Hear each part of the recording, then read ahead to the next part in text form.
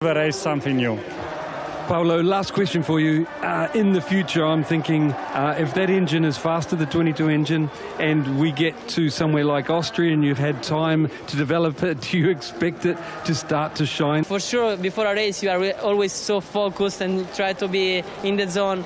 But now everything is a bit lost, you know, because we are just waiting. We don't know what to do.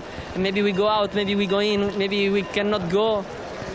It's a pity. And also, I would like to race in a normal condition, with wet, but normal condition, because I would like to try the MotoGP bike on rain. But at the moment, seems a bit too much, let's say. Fabio, I imagine the team and Ducati have so much experience in the wet, they just put a setting that they tell you will work. Do you have any input on how you want the setting, or you just trust them and go ride it? Well, for sure we start from our base setup of the dry, and we do all the modifyings for the wet. But honestly, I don't have any feedbacks. Also, then say to me, go out and enjoy, because we don't know anything. So also for me, it will be my first time, and yeah, I'm waiting. Fabio, thank you for your time. Good luck this afternoon. Thank you. Thank you. Scenes you didn't expect to see at 3:15 on race day Sunday at the Indonesian Grand Prix. The entire pit lane is giving this lady an audience here. Well, to be honest, let's hope this works. Apparently this is a local rain ritual. Desperate times and all that. Banish away these clouds. Let's hope this... But that's where we are, and no, I mean, a lot of things have changed today. You know, we planned on the 27-lap race, but then that got knocked back, and then the rains come in, so that sort of changed our approach again. So, no, I mean, 27-lap race was going to be a big old survival race, I think, trying to manage the tyres and whatnot. 20 laps sort of brought it back into safe range, let's say, where you could be able to push a bit more. Now having wet, you know, this should stop pretty soon, and when it does stop, I'm assuming it's going to pull up pretty quickly. And yeah, the track won't dry completely, but I think some areas will become dry towards the end of the race. But no, fingers crossed it just stops now and we can get back underway. Jack, thanks for your time. Good luck. Mate, thank you.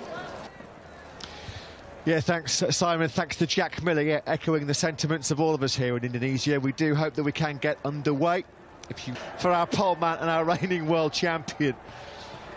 Now, this lady is doing some sterling work now. She's been out on the grid. She is trying to Race something new. Paolo, last question for you. In the future, I'm thinking if that engine is faster, the 22 engine, and we get to somewhere like Austria and you've had time to develop it, do you expect it to start to shine there? Well, as you know, once you make the choice, it's made for the whole season, no? So we have to totally transparent. It's so difficult to improve an engine like the engine we were using last year, because it already reached a very high level of performances. So obviously engineers always try to do a little bit better, but sometimes the difference is really small. So it goes back to the feeling of the rider on that engine more than on the actual performance. Paolo, thank you very much for your time. Thank you. Thanks to Ducati Lenovo team manager Paolo Ciabatti with Simon Crafar. We just saw there is the president of Indonesia. That's how big this event is for the nation of Indonesia, Mr. Joko Widodo, present, hopefully to see some premier class race action here. The local announcers are doing their best to keep the fans entertained. We've just heard them there, I think, just singing the national anthem. Of course, this was a man who rode with 20 riders on that special parade in Jakarta, which Lewis attended.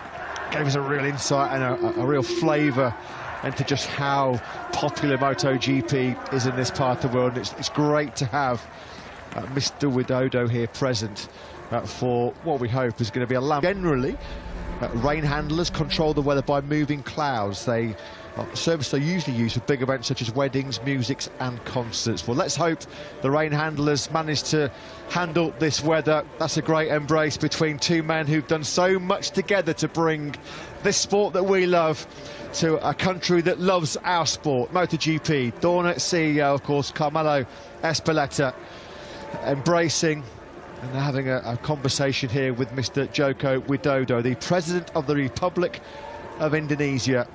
These two men, of course, have worked tirelessly behind the scenes for weeks, months and years to bring MotoGP back to Indonesia. There were 2 Indonesian Grand Prix at the Sentul circuit near Jakarta back in 1996 and 1997.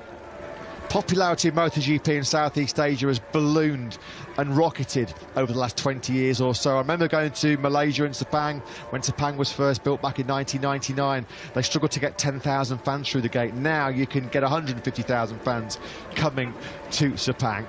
It's always great to have international races, to bring the sport to new audiences, to bring the sport to where they love MotoGP. Of course, we race in Thailand, we race in Malaysia, we race in Japan, in this part of the world, and we're hoping that we get to race in Indonesia in 2022 as well. Stick with us, be patient.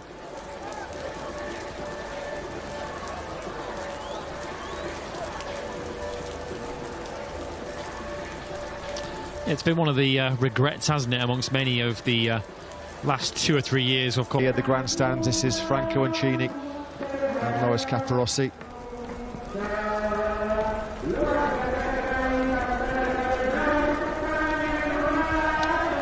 Yeah, we've spoken about the passionate support that they have for MotoGP in this part of the world. They also take it as a great source of pride as well for MotoGP to be visiting this part of the world. We mentioned earlier on, the welcome from the locals here has been... Wasn't going to be open before 15:45 local time. It's now 15:36. That's been pushed back by a further 15 minutes at least. The pit lane will not open before 4 p.m. local time now. So that's about another 23 minutes away. As we say, we'll keep our fingers crossed that by that stage, MotoGP bike engine fired up in pit lane. Let's hope that bike is going to get ridden in anger at some stage. We're 20 minutes away from the next update. Pit lane will not open before 4 p.m. local time. Well, you can see everyone obviously huddled up under the shelter. They've been using that shelter all weekend to really keep themselves out of the sunlight and keep themselves in the shade through practice. Many of our colleague Matt Dunn walked down pit lane on Thursday lunchtime, and they had fans outside all the pit boxes to try and keep everybody cool. It's certainly been the heat that's been the main. In the best way as possible. We started very well. Morbidelli, for me, he could also start from the first row without the crash yet in qualify. Now, basically, we throw away all the data we gather in 5 days, basically. But I'm really now doubting if we can start, because apparently the tarmac doesn't drain. There is a lot of water, so I don't know until when we will be able to postpone the start of the race. Getting back to Morbidelli, I was really happy to see the old Franco flashes of him come back. From inside the box, do you feel he's back on track? Yeah, definitely. He's very happy now. Every time he wants to push, he's fast. He got back the confidence, the speed. Even in Qatar, for me, he looked much better compared to the winter test, and here even more. It's for sure a good and important point for us, because now we can really compare the two rider data during the race weekend, and as you know, one can push the other one, and that's our aim. Mayo, thank you for your time, and I hope you get to go racing. Me too.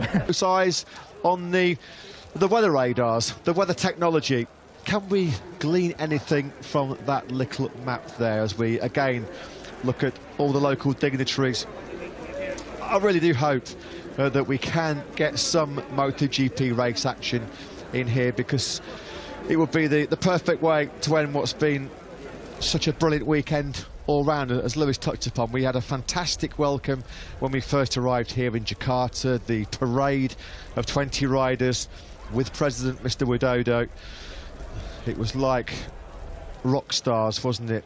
And this was all part of what we hoped was going to be a really special grid ceremony to kick off the Indonesian Grand Prix. We saw the special grid ceremony for the first time precede the Qatar Grand Prix a couple of weeks ago. It was a real nice new feature. Even though they can't go on the grid and they can't perform out on the circuit, well, the band are still going to play. the Indonesian national anthem. So myself and Lewis will just pause for a couple of moments.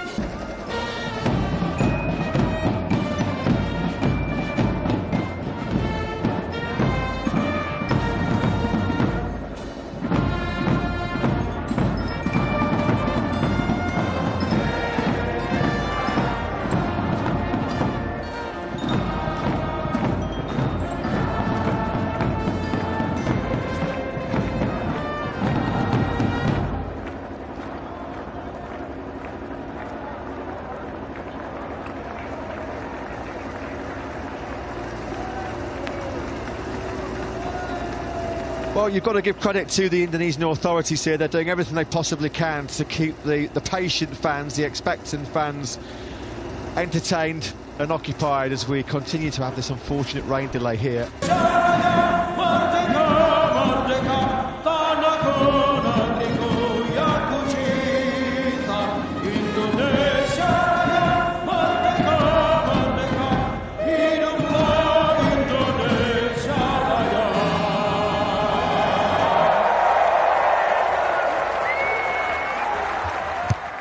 A rousing and fantastic rendition of the Indonesian national anthem.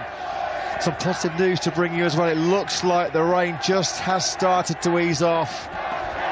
Sure, that made the hairs on the back of your neck stand up, didn't it? The band there playing in front of the president, Mr. Joko Widodo. The fans putting their heart and soul into that national anthem as well. What a picture that is. Great scenes here. That's why we are so desperate to give these fans the show that they came for, the show that they have been waiting for 25 years. We're 10 minutes away from what we hope will be the pit lane opening. And this is the reason why we have the new 15-minute start procedure in place, the shorter start procedure, is if there is a window in the weather where it does ease off, they want to make the most of it, because of course there's every chance if it does ease off that the rain could intensify once again later on. So a sensible application of the rules, where if we do get a little bit of a gap in the weather where we can get a race, and it's important to capitalise on it as soon as we can. The fans there getting the pictures that they'll cherish for many a year to come. Hopefully they'll get some pictures of MotoGP bikes being ridden in anger around this Mandalika circuit. There has been a little bit of a break in the torrential rain. Let's hope those clouds can clear off and we can get some race action coming up. We can hear a few MotoGP bikes just being warmed up in the pit lane. That's got the fans cheering, and this will hopefully get us all cheering, because the new schedule has just been released. There you can see on your screens, pit lane will open as we'd anticipated and as we'd hoped at 4 p.m. local time for a race start at 4:15 local time, so about 75 minutes Indonesian Grand Prix. There is the president then, Mr. Joko Widodo, who is finally, after all of his effort and all the effort of the authorities here in Indonesia, it looks like, thankfully, we are going to get MotoGP action here in Indonesia for the first time since 9. In the news that we have just brought you sitting at home. We thank you for your patience wherever you are in the world. We know some of you, particularly in Europe, have had a pretty early start to watch the race action. Hope you've got some strong coffee on board and you can now enjoy what will be, of course, a shortened 20-lap Indonesian Grand Prix.